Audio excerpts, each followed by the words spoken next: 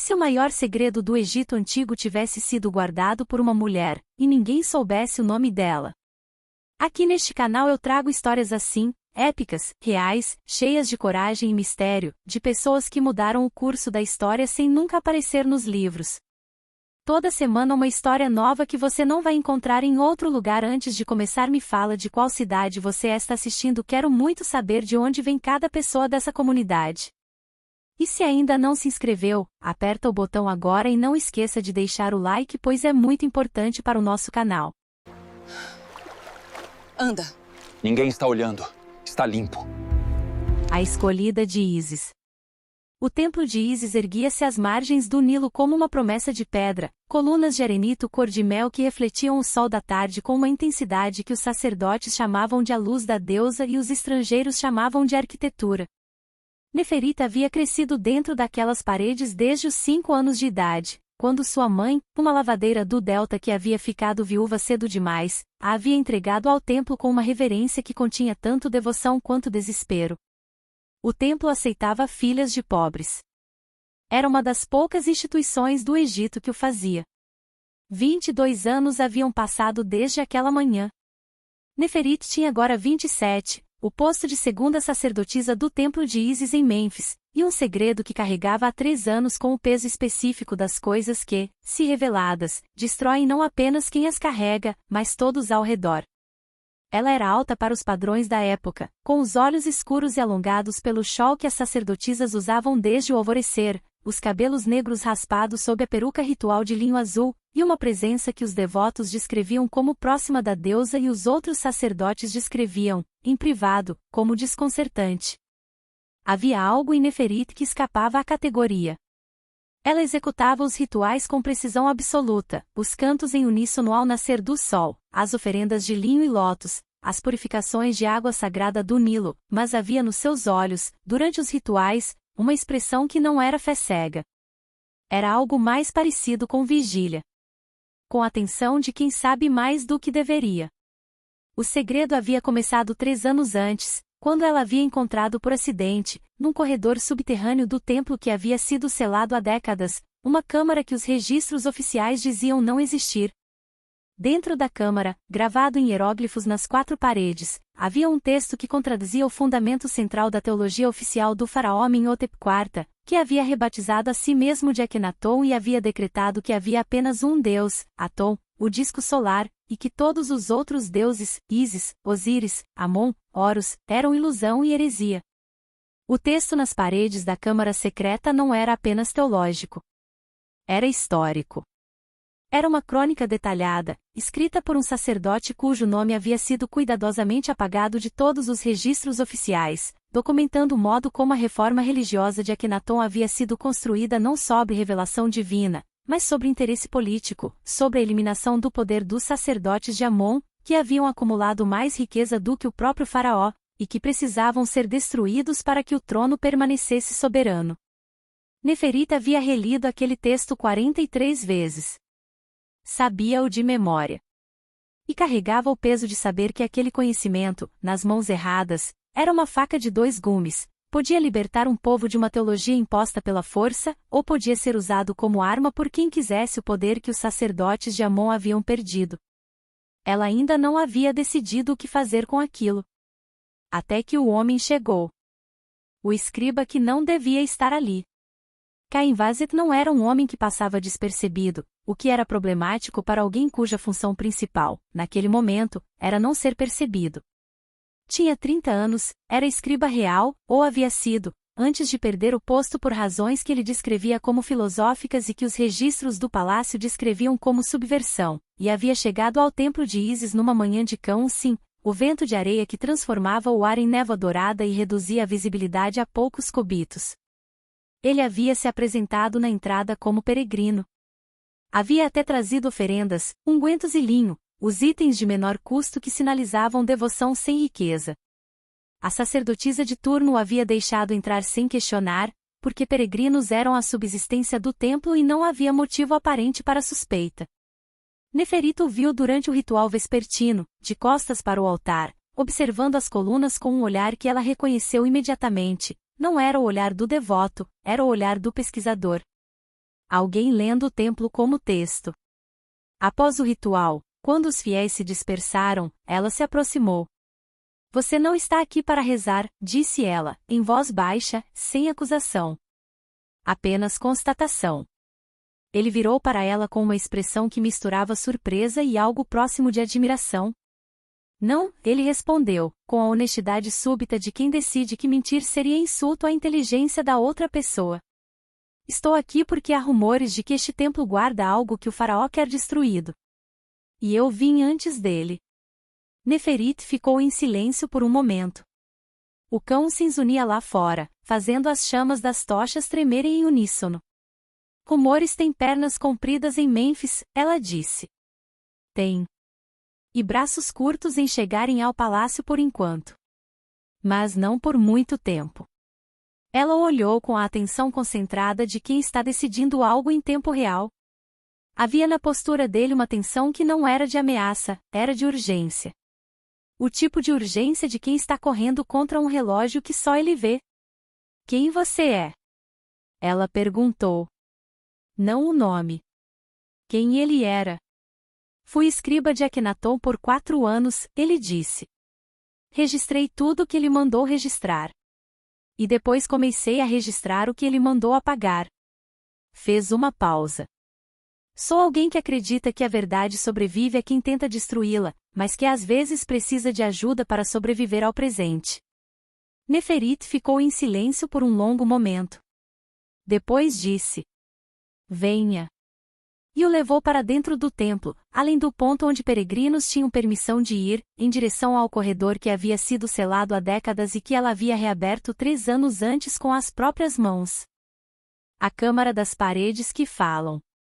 A tocha que Neferit segurava projetava sombras nas paredes da câmara subterrânea que faziam os hieróglifos parecerem vivos, as figuras dos deuses oscilando levemente com o movimento da chama, como se respirassem.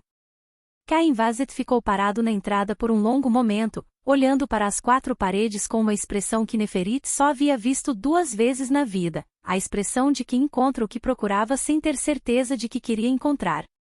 Ele leu em silêncio. Ela observava o rosto dele enquanto ele lia, procurando a reação que viria, e que veio, devagar, como a maré que sobe sem que você perceba o momento exato em que os pés ficam molhados. Primeiro a tensão da concentração. Depois o reconhecimento, havia passagens ali que confirmavam o que ele havia suspeitado, o que havia arriscado a carreira para documentar. E depois, por último, algo que ela não havia esperado ver num homem de palavras e registros, emoção contida, do tipo que aperta os lábios e alarga um pouco as narinas quando você não quer que apareça. Quem escreveu isso? Ele perguntou, a voz baixa como quem não quer perturbar as palavras nas paredes. O nome foi apagado de todos os registros que existem acima do chão, ela respondeu. Mas no texto ele se identifica como Amenhotep, filho de Apu. O grande sábio que serviu ao faraó anterior. Ele morreu há 20 anos. Morreu. Mas escreveu isso antes de morrer e escondeu aqui sabendo que chegaria um dia em que alguém precisaria encontrar. Caim Vazet caminhou ao longo das paredes devagar, passando os dedos a alguns centímetros dos hieróglifos sem tocá-los, como quem respeita a distância entre o presente e o sagrado. Você sabe o que isso significa se vier a público? Ele disse, sem virar. Sei. Significa que a reforma religiosa de Akhenaton não foi revelação divina. Foi golpe político. E que os sacerdotes de Amon foram perseguidos não por heresia, mas por riqueza. Significa mais do que isso, ele disse, virando-se para ela. Significa que há um precedente documentado de que o faraó pode mentir em nome dos deuses. E que os registros oficiais do Egito não são história, são narrativa de poder. O silêncio que se seguiu tinha o peso das coisas ditas pela primeira vez em voz alta depois de muito tempo dentro. Por que você me mostrou isso? Ele perguntou. Você não me conhece. Não conheço, ela concordou.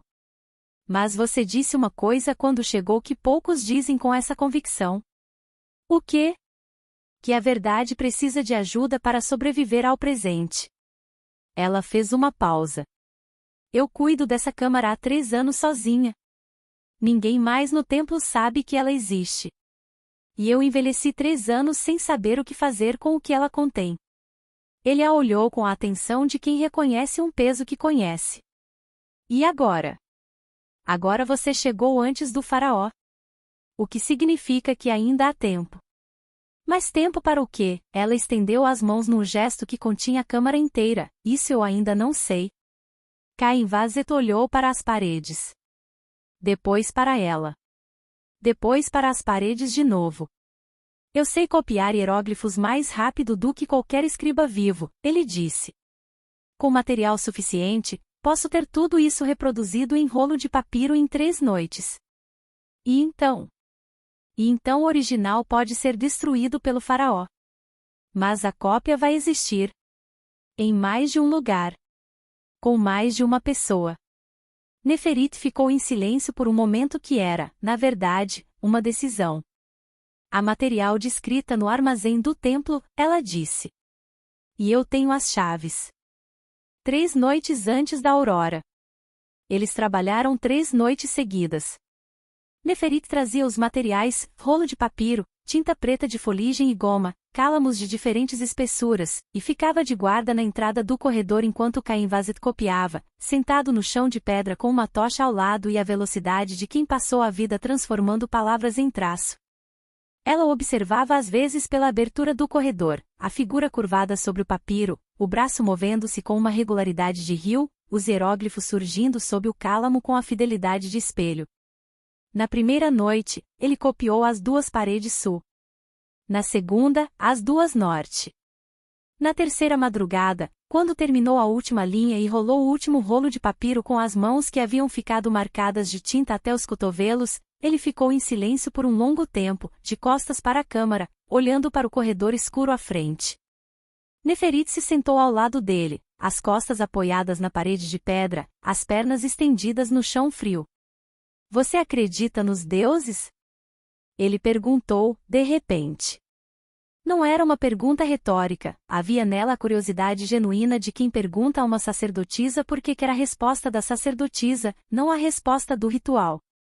Ela demorou para responder.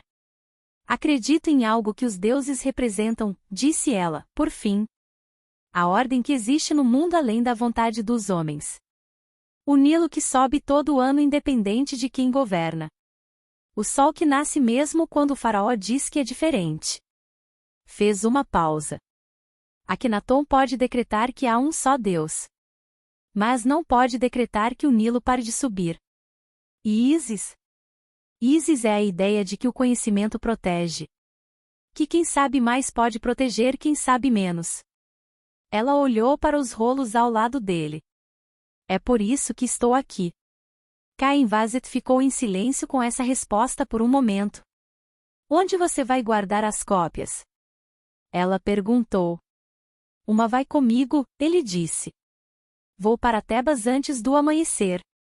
Há uma comunidade de sacerdotes de Amon que sobreviveu escondida na margem oeste. Eles vão guardar. Fez uma pausa. A segunda vai para Alexandria, com um mercador que parte em 2 dias e que deve favores que prefere não explicar em público. Outra pausa. E a terceira? Ele se virou para ela. A terceira fica aqui. Com você. No lugar mais seguro que existe no Egito agora. Este corredor não é seguro para sempre, ela disse. Não. Mas é seguro o suficiente para que quando o faraó mandar destruir o original, já seja tarde. A verdade já vai estar em 3 lugares. E verdades em 3 lugares são muito mais difíceis de matar do que verdades em um. Neferit olhou para a câmara. Para as paredes que haviam guardado aquilo por 2 décadas. Para os hieróglifos que o sacerdote sem nome havia gravado com a consciência de quem sabe que não vai ver o dia em que serão lidos, mas que os grava mesmo assim, porque algumas coisas precisam existir além do presente. Você vai conseguir chegar a Tebas sozinho? Ela perguntou. Provavelmente não, ele disse, com uma honestidade que não era desânimo, era avaliação. Mas vou tentar mesmo assim. Ela ficou em silêncio por um momento. Depois disse.